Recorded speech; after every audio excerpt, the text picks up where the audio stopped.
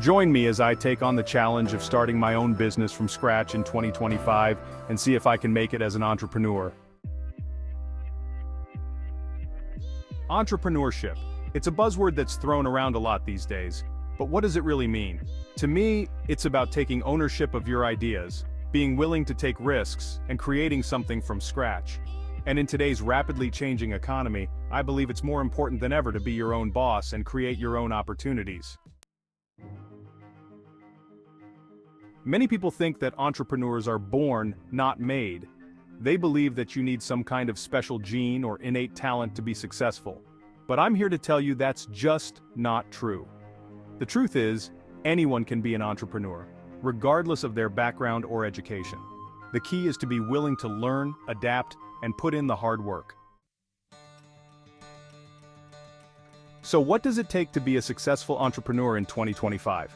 First and foremost, it takes a willingness to learn and adapt. The business landscape is constantly changing, and you need to be able to pivot and adjust to new circumstances. It takes a strong vision and a clear sense of purpose. You need to know what you're working towards, and be able to communicate that to others. It takes a growth mindset, and a willingness to take calculated risks. You need to be willing to step outside your comfort zone and try new things. It also takes a strong network, and a willingness to collaborate with others. You can't do it alone, and you need to be able to find and work with people who share your vision. It takes resilience and perseverance. Entrepreneurship is not easy, and there will be setbacks and failures along the way. You need to be able to pick yourself up, dust yourself off, and keep moving forward. And finally, it takes a deep understanding of your customers and their needs. You need to be able to create something that truly solves a problem or meets a need. One person who embodies all of these qualities is Sarah Blakely, the founder of Spanx. She's a great example of someone who took a simple idea and turned it into a global brand. She's a true entrepreneur who's willing to take risks, adapt to new circumstances, and collaborate with others. And she's someone who's deeply committed to her customers and to making a positive impact on the world.